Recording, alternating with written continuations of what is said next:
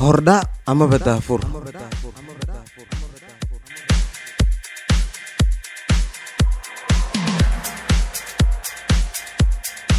جافيار ماسجرانو magac wali ka dhex guuxaya garoomada kubadda cagta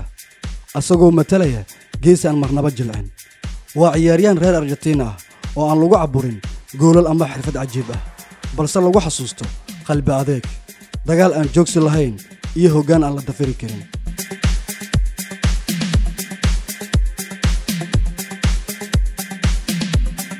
bilowga noloshiisa iyo xirfadiisii hore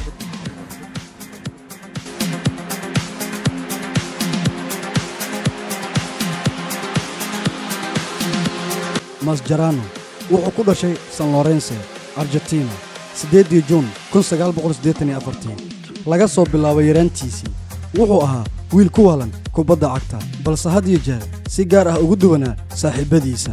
Wuxuu jeclaa inuu difaaco, inuu dagaalamo iyo naftiisa inuu u huro kooxda uu matalayo. Xirfadiisa ciyaareed waxay ka bilaabatay River Plate, halkaas uu si degdeg ugu soo caanbaxay qaab ciyaareed adag iyo faham maskaxeed oo ka sarreeya da'diisa.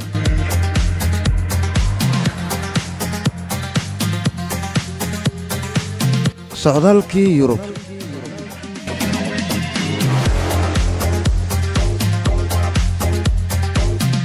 sanadkii 2006 Mascherano wuxuu cagaha soo dhigay qaaradda Yurub asagoo heshiis la galay kooxda West Ham United inkasta oo waqtigiisii halkaas uu koobnaa nasiibku wuxuu u horseeday halka uu taariikhda ku galay Liverpool FC waa Anfield halka uu adduunka ku bartay dagaalyahanka aan daalka aqoon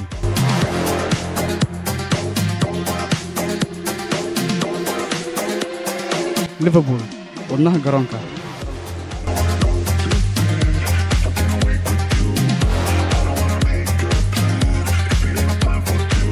Anfield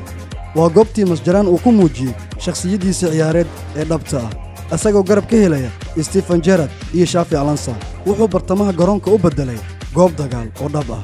waxa uu ahaa ciidan kaligiis ah oo kooxda difaacaya wuxuu ahaa wadnaha dagaalka The Reds taageerayaasha Liverpool waxay ugu magac dareen El Jafeto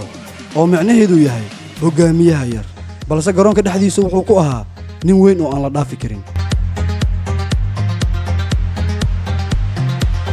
Barcelona halyeegii difaaca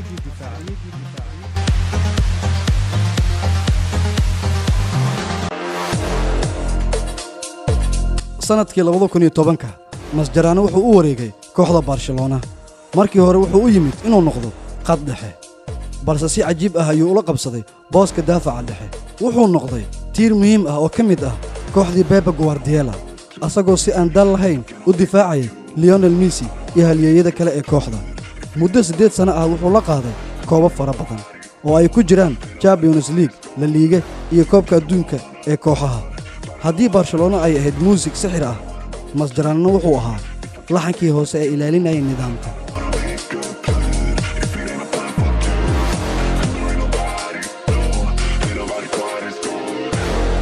qaranka Argentina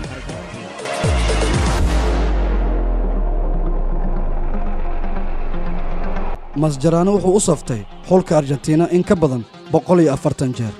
asagoo ka mid noqday ciyaartooyda ugu saameynta badan taariikhda dalkiisa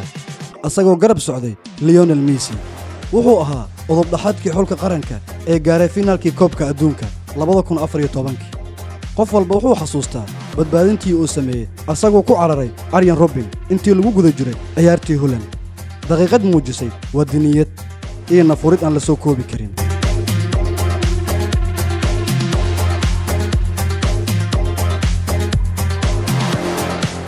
dhammaadka safarka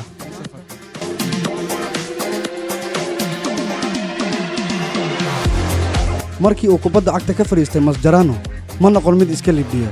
wuxuu noqday tababare hogaamiye iyo tusaale wuxuu si cad u muujiyay in halyeeynimadu aysan ahayn kaliya goolo la dhaliyo balse ay tahay sida aad u dagaalanto oo hogaamiso iyo sida aad u ilaaliso sharafta kooxdaada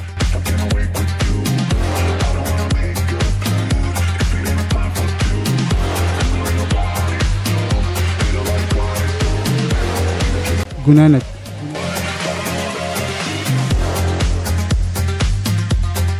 Javier Mascherano waa ciyaaryahan laga yaabo inuusan ahayn kii ugu quruxda badnaa garoonka balse wuxuu ahaa kan ugu qiimaha badan marka dagaalku bilaabmo waa halyey aan la iloobi karin oo Liverpool iyo Barcelona ah magaciisu wuxuu sii ahaan doonaa mid ku xadhan buugaagta taariikhda kubadda cagta Javier Mascherano